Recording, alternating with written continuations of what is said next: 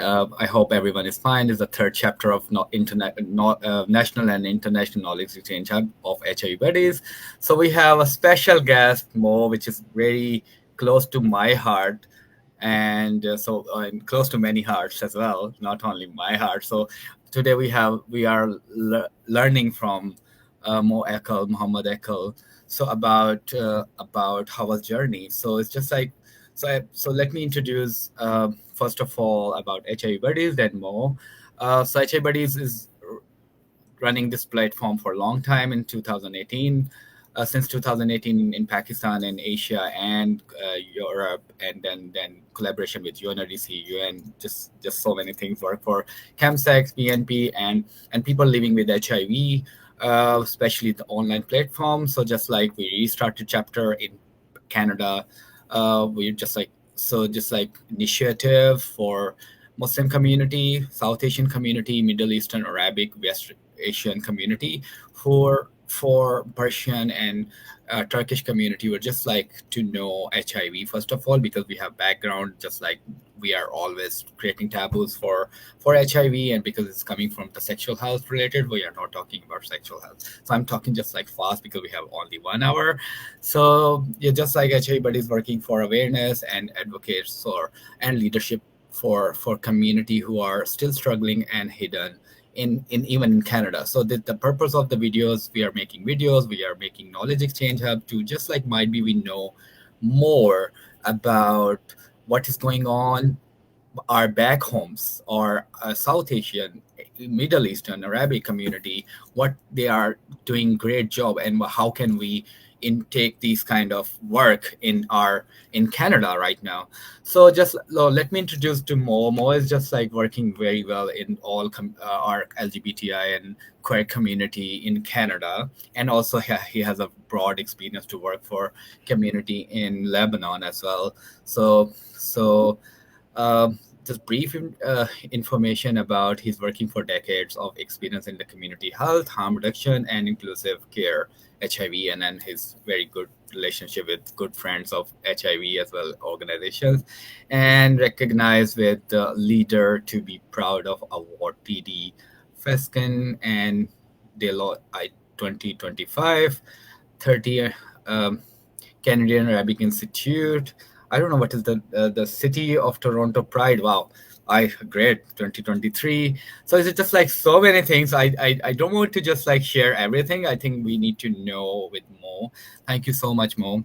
I just speak 3 minutes too much, so I'm giving you platform to just know about you. How was your how's your background? What is your background? How's your working in first of all in Lebanon? How why you choose career to work with community rather than just like why not corporate? So just I want to know more, so and the audience might be know more about this. So yeah.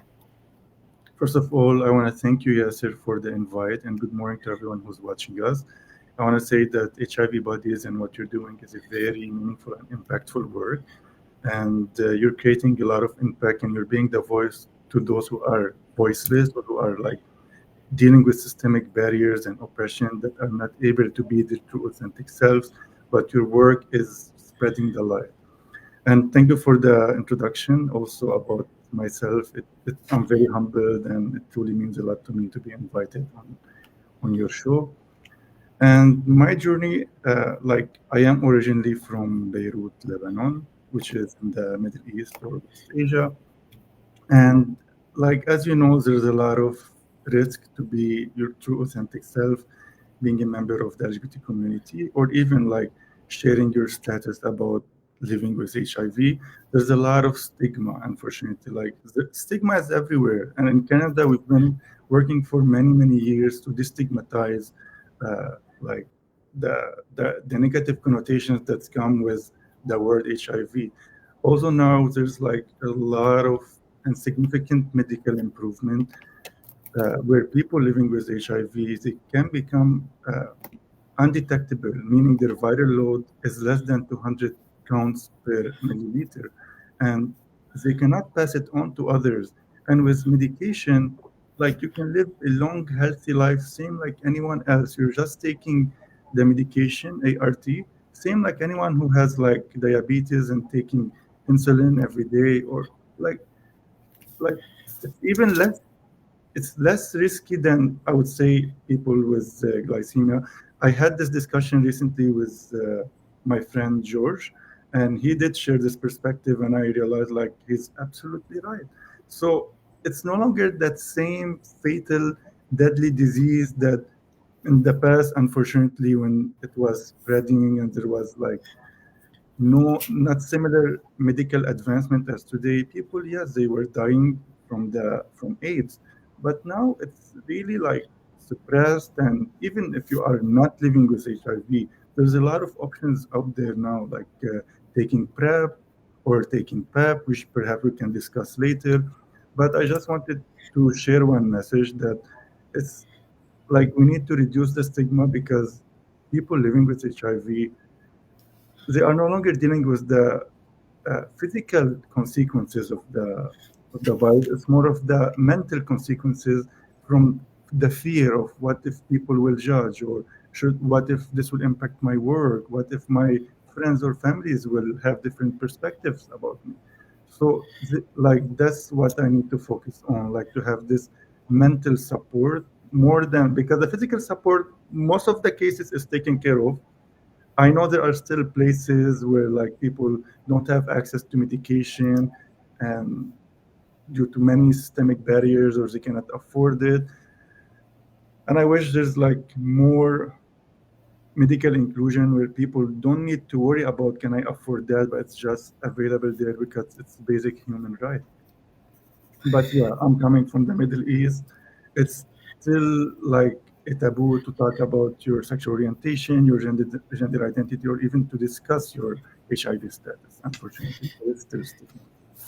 Yeah, thank you so much, Mo. Actually, when you remind me about 2015 when we were struggling for testing in Middle East of HIV. So it was so tough to just like looking for rapid test, just like openly available, and we were just like providing pharmacists from some people to just go for the rapid test by yourself and do it. Just like so much things, and so much stigma like Pakistan and India and South Asia like as well. So because we were we were always talking about AIDS has no treatment in 80s. So they in every Pakistani campaigns and other campaigns as well. So just like so much taboo and stigma with AIDS actually. So but we were not able to convert this bad message to just like negative message to positive message. So I said that why we are not working for positive message, just like every time we have negative message. So it was just like long journey. Thank you so much. And also,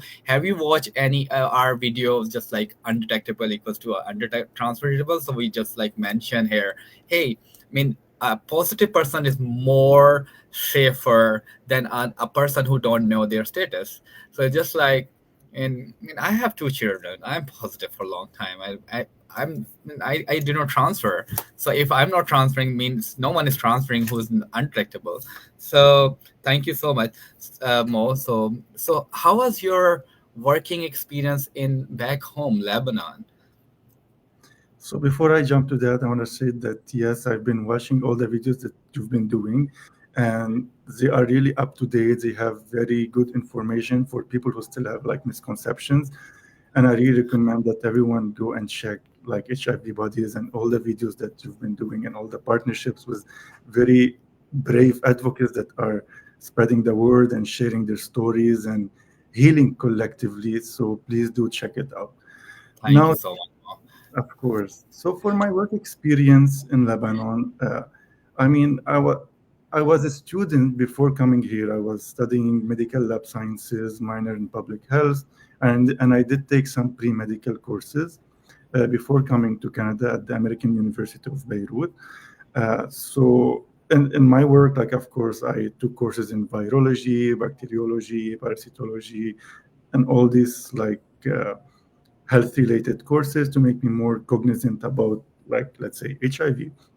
And that's why I chose when I came to Canada to be working in a meaningful sector where I can actually have an impact and help others, not only make someone else richer and make profit, but actually have an impact on people's lives and be like a true change maker and enable others to also become their own leaders and advocates. So in Lebanon, I would say like my experience is I've done a lot of like volunteering with like NGOs. I was also an advocate about LGBT rights even when I was in Lebanon on campus. I tried to join the different uh, advocacy campaigns in Lebanon. That was risky, maybe that was not wise, but I felt like this is the right thing to do, and I continue to do the same here in Canada. Just to add, like perhaps my experience would be the rotation that I did at the AUBMC, the American University of Beirut Medical Center, at the different departments in the hospital as part of my graduation training. And like I volunteer with the Children Cancer Center St. Jude in Beirut, Mumkin organization, SOS, and like the Red Cross. All of this just it was always my uh, my purpose to be involved in something meaningful where I can help others and expand my impact without just necessarily making another person rich or another company rich. No, I care about the people more. So how you been? Thank you so much. Been just like to working in Lebanon is just like so much risk that time in working for LGBT. Still so much taboo for LGBTI community working, but it's just like not same, but just still is stigma, discrimination, hate speeches, and also our law is now against to these kind of things as well, and also Muslim culture. So I mean, how you manage these things in Lebanon? Well, it wasn't easy, of course. Like I was living on campus and I was independent. Gratefully, I was on a full scholarship, and the scholarship was paying for my dormitory. I was living on campus. They gave me my monthly stipend. So the scholarship was from the Mastercard Foundation, and I'm forever grateful. And this has empowered me to be very independent. So I'm like, I am independent. I'm not relying on anyone's financial support. If my parents don't understand me and they cut me off and stop supporting me, I'm still standing on my feet. I'm still capable to survive. So I'm not telling that coming out should be done for everyone because you need to assess: are you safe? Will you be able to survive on your own? Is it gonna impact your relationship and your quality of your life, your safety? So I'm not saying like everyone should come out, but if you feel like you're capable and you are in a safe environment and you're able to create some change and that's what you believe in, you want to make the world a safer place for everyone, a more inclusive space, then try your best. But of course it came at a cost. I did lose a lot of friends when I was on campus. I mean, I had very good connection because I was living on campus. I was very connected with my faculty, with other scholars, with other students. And I thought like, okay, they are like smart and educated people in American universities, or they most likely will be more open-minded. Unfortunately, there were a lot of intersectional factors that people didn't really understand. I would say personally, the most factor, unfortunately, was the misinterpretation of religious verses, or referring to verses that, based on your human biases, you define it in a different way. Also, we know that the message of God has always been about love. God is merciful, God is forgiving, and God will embrace you and will never make you feel like you're less, you're inferior, because you're not. You're worthy, you're loved, you are human, and people should respect you based on that before anything else. Thank you so much. I mean, my companions always I said I'm Muslim, but I have no any. Uh, I mean, for me is religion is my thing, not just like for other thing. So why we are talking every time when we are cornered, then we are bringing religion in between our discussions. So just like religion is just like our maybe something to just like use somewhere sometimes. So I never use these kind of things to I always said we are human. we need to work for our our humanity. Right? That's it. So does not matter what we are doing. Does not matter. It's what they are doing. So for me, just like street based person who's just like using drugs, it's just like same like me, just like a premier who are leading Toronto, or maybe just like any, is the same person, but just like situation is different. So we just need to check the situation, and might be their need for minor support, and they are coming in your position sometimes. So everyone is equal. So thank you so much, Mo. So my second, it's not just like questions, but just like general discussions. So how was your, so when tell me about your journey in Canada. I want to know more about the Canadian journey.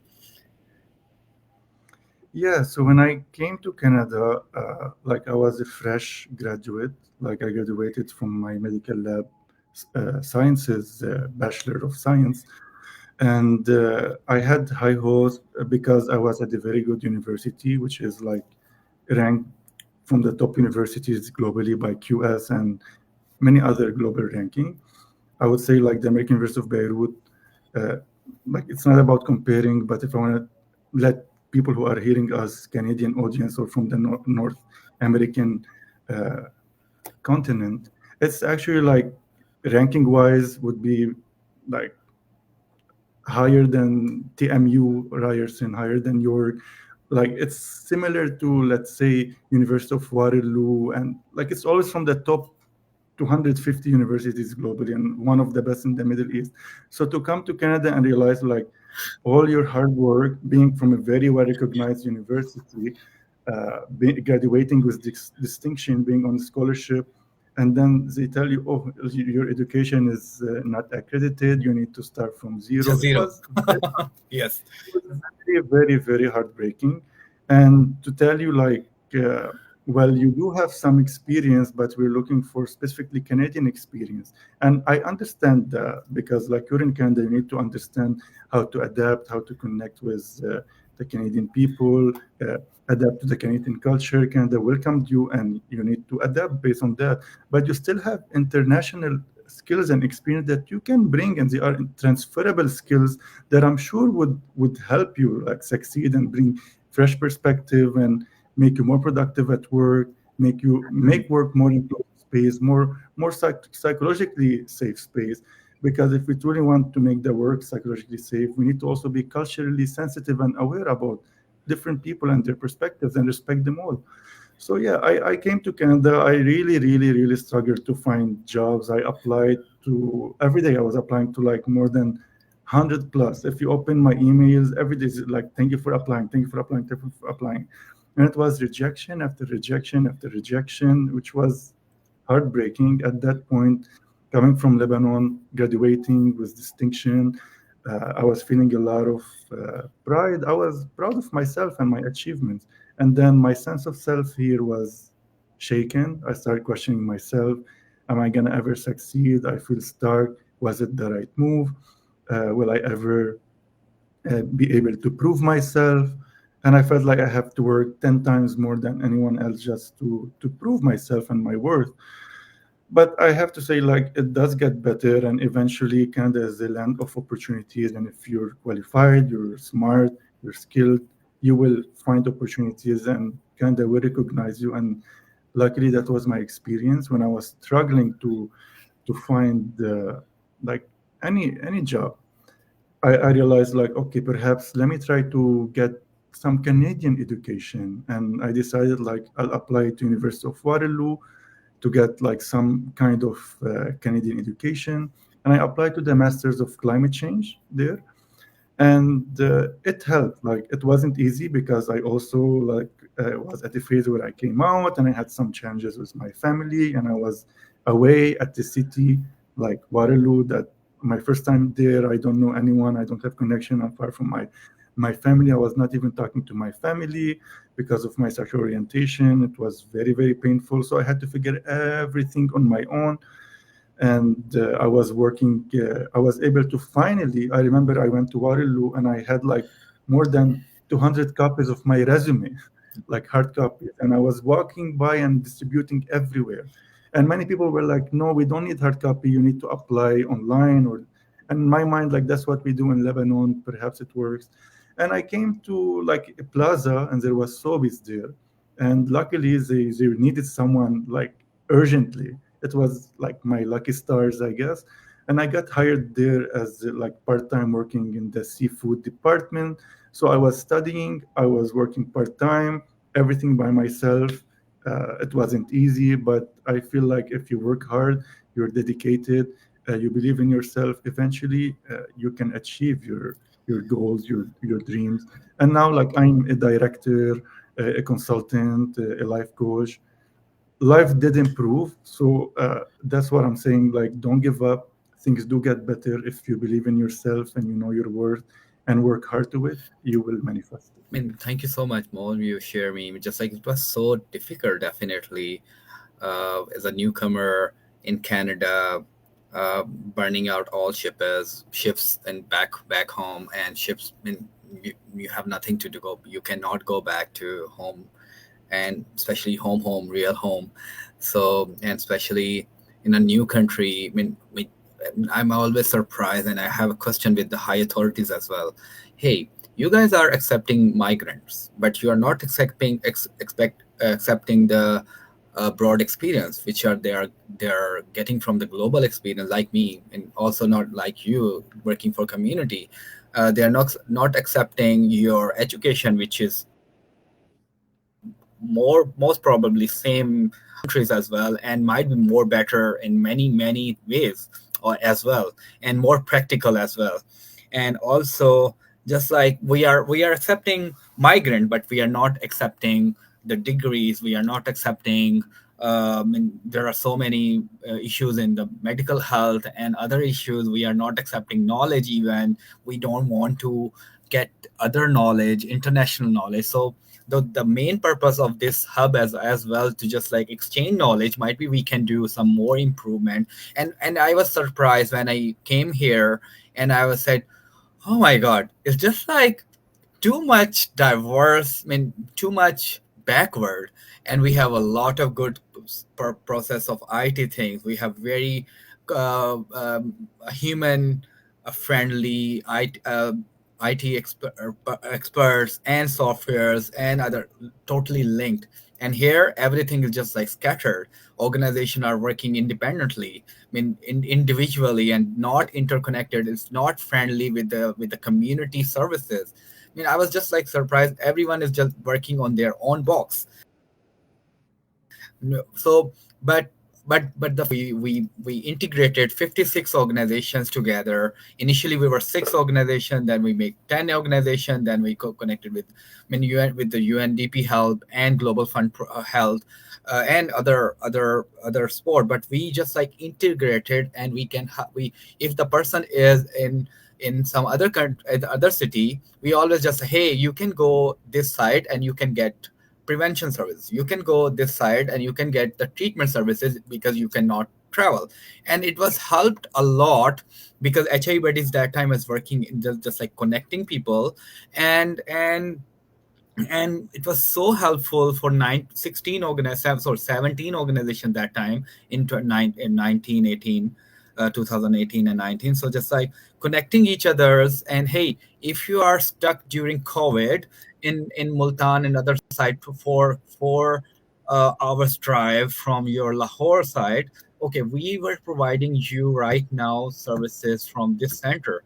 Okay, you can go, just check, just give your ID card, and we will give you just like all services, not only but photo ID, original national, just like your code. Because our, just like we don't want to go with the identity. So it's just like so much scattered things. I'm sorry, I just like, you remind me everything. I said, oh my god, we did a lot of work, and they are thinking we are stupid and we are don't know anything about this thing, and we are coming with the background, just like backward Pakistan or or Lebanon, just like they don't know anything. So yeah, so just like, but I feel I'm yeah. So we are just like trying to improve. So sorry, I take a lot of time from you. So just like more, I mean, how was, I mean, thank you so much. I mean, you told us about your leadership. So how was your leadership now? I mean, you're in director level.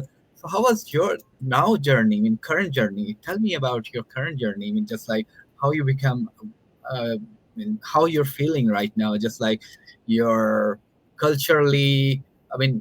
As personally, I love you. I mean, you're just like so much polite person. I mean, really polite, always just like very polite, motivate people, and your leadership, your coaching. Oh my God, your the life coaching is just like really helpful for community. I think if people are listening us, please contact to Mo and approach him for maybe for trainings for your journey. I mean, this is living experience journey always help and impact to people to make their own decisions, to improve, and to to do a better life. And just like every day is a challenge. So yeah, I sorry, more again. I want to know more about your current things, Thank about your solidarities, your Thank you so much, Yasser. And you're not taking from my time. It's actually my absolute pleasure to be spending this time with you and everyone watching. And you're also an amazing leader. Leadership is not about titles or you are a director, you are a CEO, you are a board member. Leadership is about the actions you do. Like you can be a great leader. It's shown in your character, in your the way you're creating impact without the title. Like when you are to me, being a good leader is being able to create more leaders who are able to create more leaders. I read this quote before somewhere, and it really like was an eye opener. It resonated with me, because if the team or people around you cannot do your work until they get your approval, you're not enabling them to be authentic and to be able to take their own decisions and trust themselves. If they are always relying on you and they are feeling scared, they cannot make decisions, you are blocking their growth. So true leadership is about enabling others to become their own leaders, their own advocate, to have their own voices, their own autonomy. And in my eyes, you are an amazing leader, Yasser. And soon enough, you'll be recognized and appreciated for the diverse skills and perspectives and advocacy and work from the heart that you do. thank you So so so much, be Mo. patient. It does get better.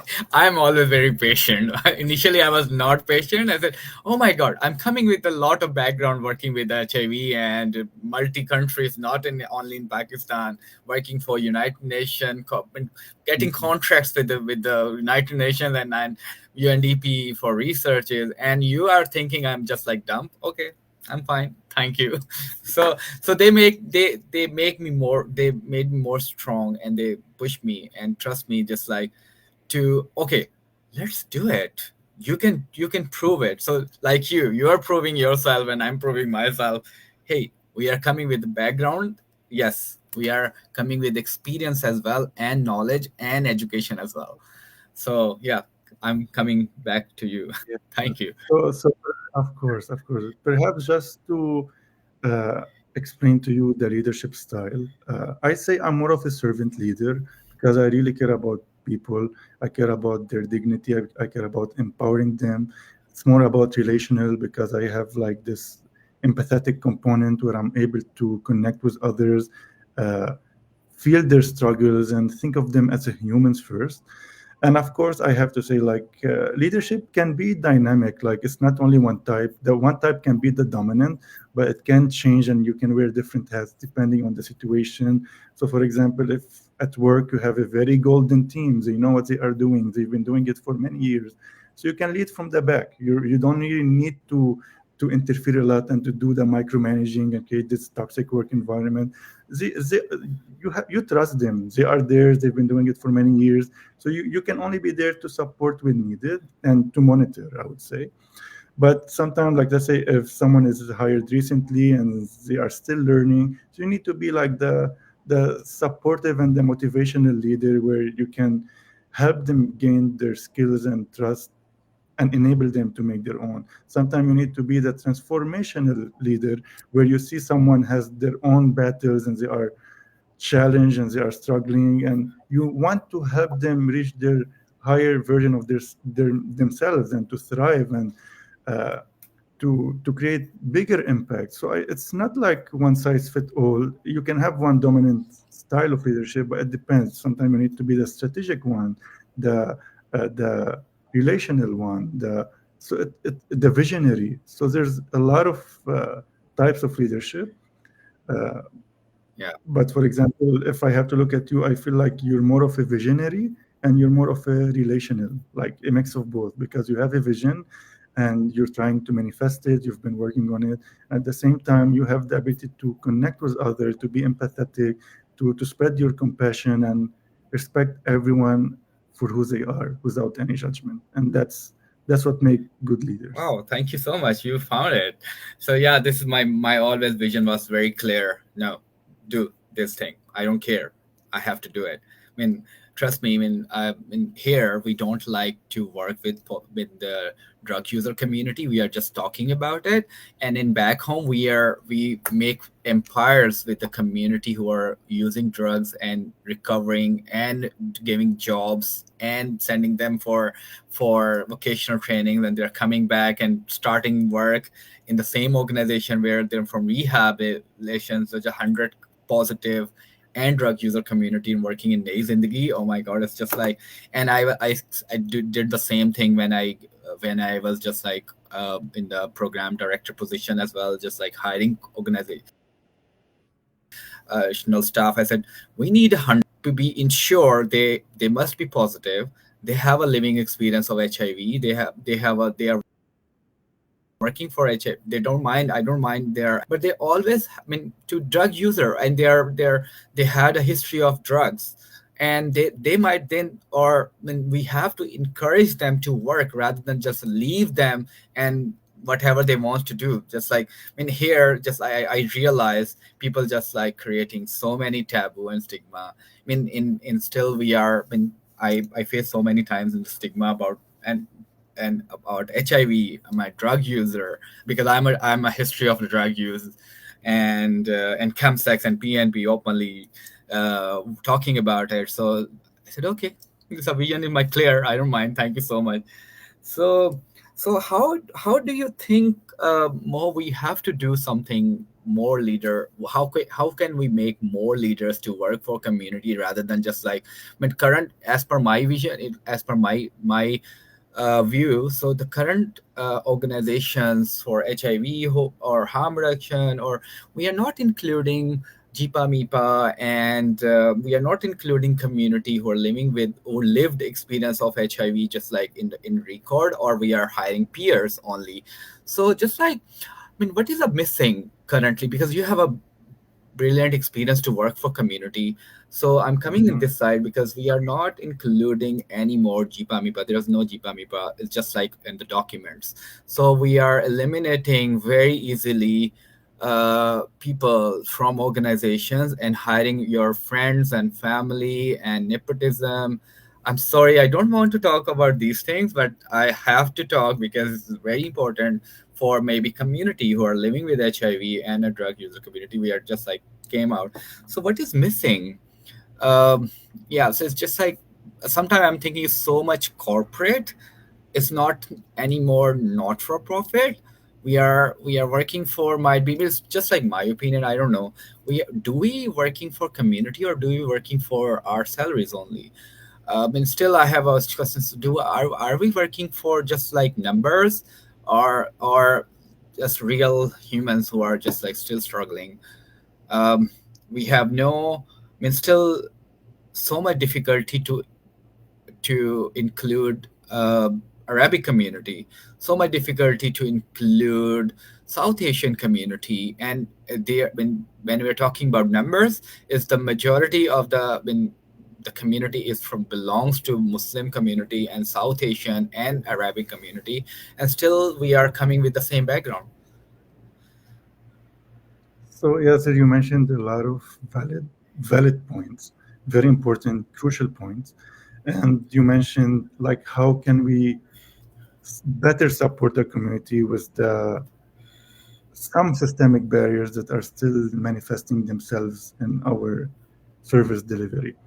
So I would say instead of working for the community, I would say working with the community, like inviting people with lived experience to be the co-designers in the program delivery, the decision making, the policy formulation, like invite them to the table, create more advisory committees where people living with HIV can share their unique perspectives based on their personal experiences, based on where they are coming from.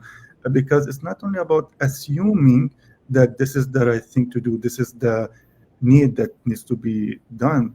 In fact, instead of assuming, you can hear it directly from people with lived experience. Do more need assessment work. Do send some surveys out and listen to people directly. Create some focus groups where you invite people to share in a safe space, in a private and confidential settings. So I feel like that's what's been missing. I mean, if you want to reach the UN AIDS goal in Canada of 95, 95, 95, like to explain to people, 95 people get diagnosed, people who are living with HIV get diagnosed, 95% of people who are diagnosed are on treatment, and 95% of people who are diagnosed and are on treatment are virally suppressed, meaning they are undetectable and they can no longer pass it on to others. So again, this if we want to reach these goals, these visions in Canada and the world, we need to first respect people, validate their lived experience, invite them in to the table. This way they'll be more engaged, and that's how we can actually reach our goals. Because currently, if I checked the data before coming to this session today, I did my research this morning, and I think the most recent ones are 89, 85, 82. So we still didn't reach our goals, the UN 8 goals of 95, 95, 95. And you did mention JIPA MIPA. For those who are listening and they don't know, JIPA means like greater involvement of people living with HIV, and MIPA meaningful engagement. And if we really, really want to like apply that, then instead of working for the community, work alongside and with the community. Yeah, thank you so much. I mean, you discuss about 95, 95, 95. Initially, they introduced about into 2020 about 90, 90, 90. And where I was laughing, I said, you're talking about these 90, 90, 90 in 2020 in Pakistan. And before they're talking about, oh, we can go for the more reduced numbers. And I said, okay, why not? We have, it will be fun to bring community testing and treatment and undetectable, but it's not possible with the current medicines. But in Toronto, in Canada, it's possible, and people are just like coming on treatment as well. But still people are not coming for testing. What is the update for testing? So do we go for the 90, 90, 90 for the testing as well? So just like we are background is just like Arabic community, and Muslim community never, South Asian community never go for the testing by themselves. If you have something issue, then we will go for the HIV testing. So I mean, the current situation in when we're talking about Middle East and South Asia, it's just like numbers are increasing badly. Epidemic. I was talking with yesterday with my old colleague, IPPF director. He said, can you go to where Bangladesh? I said, oh, I love to go to Bangladesh and do a need assessment. I said, but the thing is still is people is suffering, and we are still struggling with the same issue, testing issue. And when people are going for their surgeries and they are getting, oh my god, 1,000 people diagnosed in last year in Pakistan positive, but they are not from LGBTI community. We are tabooed only for the LGBTI community. There are so many community. The general population is coming with the only for testing. They're coming for testing, or maybe they're coming for surgeries and they get tested and they diagnose. So just like alarming situation everywhere. And we are talking about now AIDS response. So I was talking with someone, hey, why we are talking only for AIDS? Why we are not talking about now HIV response? There's no AIDS anymore. But maybe there are people are not in treatment in Canada as well, and other countries as well. So okay, but the problem is there is no response. I mean, why we're not only talking about HIV? Oh, thank you so much. So yeah, so still we need to fight for so many things. Not only for AIDS, we need to fight for HIV treatment. First of all, testing. Then importance of testing. I mean, why the people are not going for testing? First, second, we have to know what is going on currently with HIV, and second, third, and not only Canada, we are accepting a lot of newcomers, and once they are there and they diagnose with HIV and said, oh my God, I don't know that before. So just like immediately bringing them and for the treatment, and sometimes people are getting medicines and just like and not starting medicines as well. So there are so many things to do. So yeah, thank you so much. So, of course, just to add on your point, like now there is effective medication to suppress the viral load and people to be undetectable. But the sad reality is there are still people in some parts of the world, like in the global south, where they still have AIDS.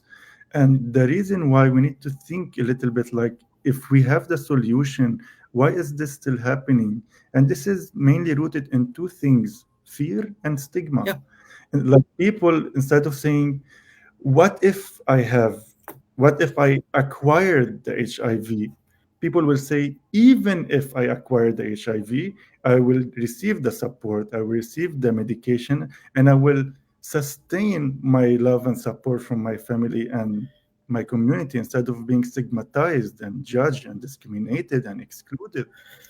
Yeah, I think you're right. I think education is very important, and not in one language, in different language. Which, I'm trying to just like make. I was making initially myself videos in 2020 and 2021 to just like sharing, hey, the HIV is not spreading, and now just like making videos now, avatars to just like in separate language. So Arabic version is coming maybe next week, maybe today or tomorrow when my coworker is working on it. So it was so hard to just like translate. So when you're speaking it's different, when you're translating it's different. So yeah, so I think you're right, education is still, we really need to work on awareness, not only for treatment. And once you're aware,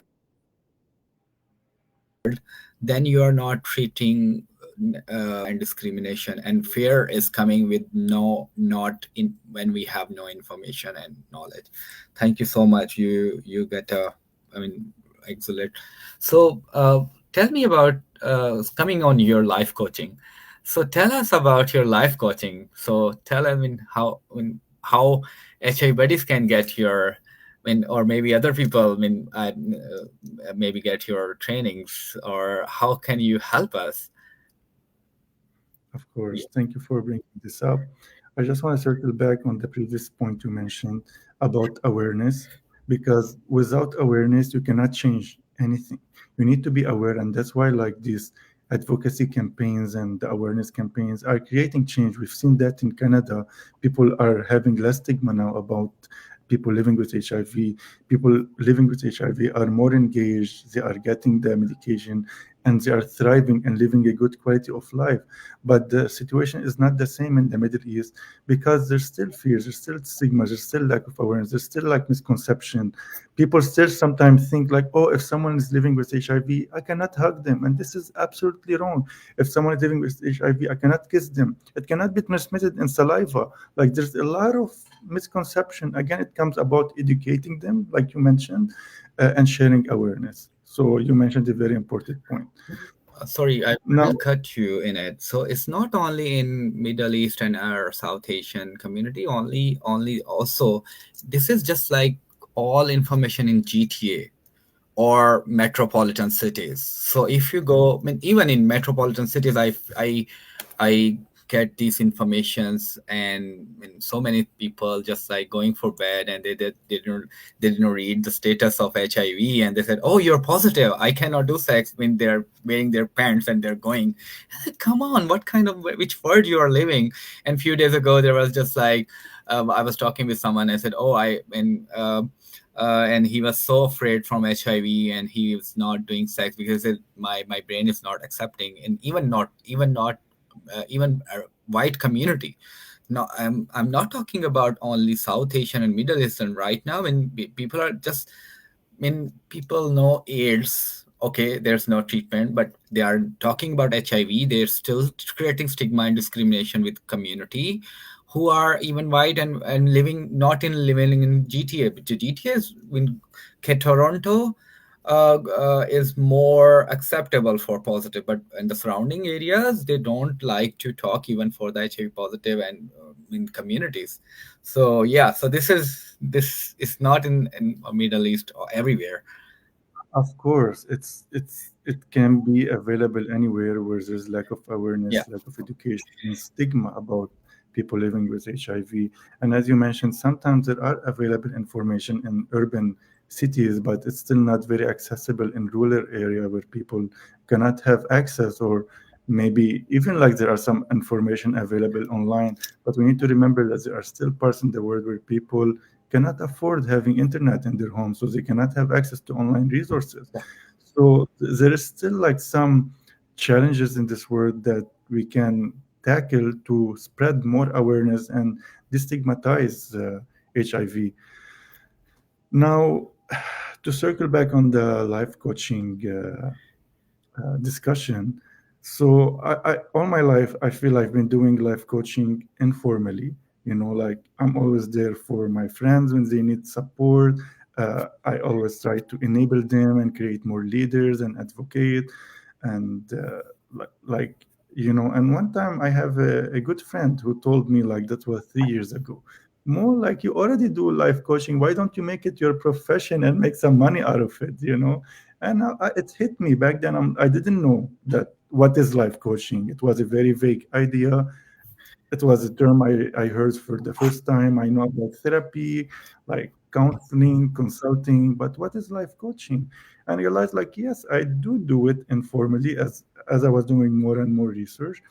And even like in my work, like people who report to me, I supervise, I do some professional coaching with them to help them gain skills when someone new is hired on the team, and I need to coach them to make their job in a more effective way, to become more proficient.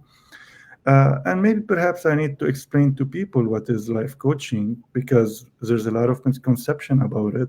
So therapy is for people who are still struggling about the past, like they are suffering the memory of, like, the pain that happened, the trauma, depression.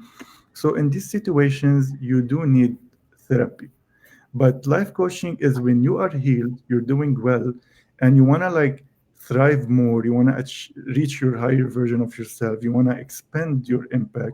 Then life coaching is for you, because now it's more focused on your future, it's action oriented, and it's enabling you by asking the right questions to think deeper and block these unconscious biases and patterns that have been made you stuck in your life, and find ways where you can propel to reaching the vision that you have for yourself, because everyone knows that I am ambitious and I deserve more, I am worthy.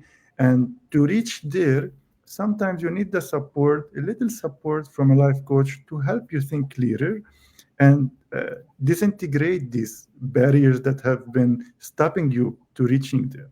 And it's like, as a life coach, I'm not coming here with like advice or solutions, because I'm not a consultant. I'm not coming to tell you you should do that, this is the best approach. But no, as a life coach, I believe that you are the master of your life. You know your life better than anyone else. You know what works and what doesn't work for you, and I just help you find the answers that are already lying within. So that's what's life coaching. I got certified recently in ICF accredited program to become an executive and life coach. I've built my website. I've been coaching a few people now to get my ICF credentials. So I've done a lot of coaching. I received a lot of feedback, and I'm truly loving it, because I feel connected to my purpose of helping others. And it's more focused on helping members of the LGBT community, especially from the global south, because I noticed, like, I did my research, and unfortunately, there's not a lot of life coaches who are coming from the global south and who are openly gay, like especially in the Middle East. So for me, like, I have this, I can relate to them. I'm culturally sensitive. I come from a trauma informed care perspective, my experience in the non-for-profit and social services sector have enriched me with a lot of invaluable skills and experiences that now help me be the catalyst in people's growth. Thank you so much. I think you're right. Actually, when there are some time just when you're coming and or coming out with the, just like maybe drug addiction, maybe just like your HIV, maybe mental health, maybe anything. So you need some guidelines. We really need these kind of work, which is going to connect with the right person who can help you with your things, not just like just be a dominant. Hey, you have to do this, you have to do this. No, we really need these kind of coach. It's just like coaching, just like the gym instructor. They are always help you to make your body well. Just and the life coach is just like helping you to your life well. So it's the same thing, but it's just like journey is different, and they're helping you to your work, not just like your body, your missions, your leadership, your experience, your just like bringing out from you and motivate you. Just like motivation is the more important after trauma therapy and care and treatment care, and after also how can you do parallel things, and how can you help yourself on the daily basis. Okay, whenever you need me, you can come and sit with us and we will talk about these things. This is very important for, especially for our community who are just like doing I mean, sometimes they don't know how to talk about these things. And I meet with many people who are coming from Middle Eastern community city countries, and they are doing some just like very small jobs currently in Canada, and they don't know how to improve the skills. And I'm trying to, just like I said, hey, you don't need to do these things continuously. You have to go for, first of all, you have to check what is your goal, how you need to achieve them, and how can you baby steps. The baby step is, first you need to improve your English, because you are coming with this background. So just like these kind of, I think life coach is helping, right? So yeah, this is very important. I will recommend to everyone who's just like coming a background with the other countries, and it's so important with the same culture, especially the culture sensitive. And also they know, when the life coach really know about your culture, your behavior, your sexuality, and you can trust on them, because we have been coming with the same background and same things. And also there's a more trustworthy is when they are helping you to coming out and bringing you for helping you in the endorse in the culture and the society as well, not only just doing a guard work and just doing somewhere as a guard. So yeah, you're right. Well said, yes. So, I'm cognizant of the time, but I want to briefly mention something for the newcomers in Canada for some support. So there are IRCC funded settlement services.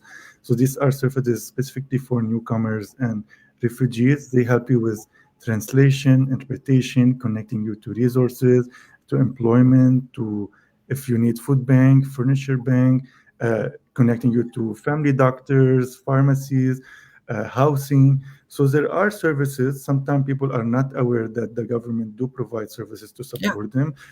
So try to find nearby settlement services that are proficient in helping newcomers adapt better to their new life in Canada. Yes, you're absolutely right. Settlement service is really important for your life as well. And when you're a newcomer, definitely. And life coach is always just like helping you, not just like everywhere. But yeah, life coaches, maybe you're in South Asia and you're looking for, maybe in Pakistan, you're looking for some support, maybe virtually they can help you to motivate you with the confidentiality, right? So yeah, so we have just like 5 minutes. So, so what do you want to say? Anything, whatever you want to? Just like I don't, because I'm talking a lot. I love to talk. I mean, everything you shared has been very valuable. I want to thank you once again for inviting me and for allowing me in a safe space, non-judgmental space to be my authentic self and share my perspectives based on my personal and work experience.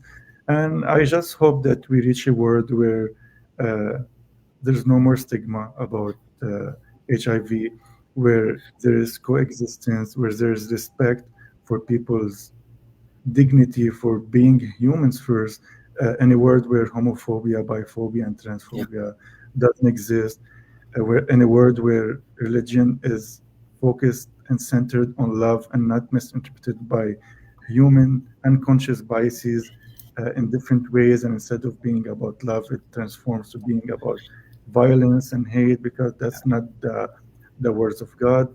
God would never support that. Yeah. God is about love.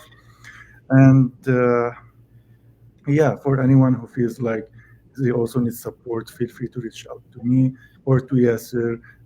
If you are in Canada, reach out to settlement services or organizations nearby. And if you are in remote areas that are not very accessible, there are still some organizations that support with transportation costs. You can connect to the government welfare, where they have some programs to support you. So luckily, Canada is a land of Yeah. opportunities. Uh, you are never alone. And for people, because it was mentioned briefly, for people who are struggling with substance use, there's no shame about it, and know that people need to understand that it comes from a place of pain, trauma, a gap, and people, especially these vulnerable or marginalized people, deserve more love from us, not judgment, not discrimination. So spread your love, your light, and hopefully we make this world a better place. Peace to all. Thank you so much, especially when people are living with substance and dependent on that substance. It's just like a very sensitive topic. We hate people. I mean, this is a reality. We just like working for them, but we hate them. But the reality is, we need to just like, I mean, don't be dominant with the community, but might be the situation is different. I mean, I listen many stories. People were just like donating million of dollars to organizations, and currently they are, due to the dependence of uh, uh, drugs, they are homeless. And I was just like surprised. I said, oh my god, where we are going. So the thing is, the youth is living with, I mean, on the streets these days. I'm always just like so feeling bad for my new generation who are, I mean, I always said these are my children. I mean, I don't care what is my age, but they are our new generation. We need to take care of them, not just like sending them to just like for to use substance and just like ruin the life.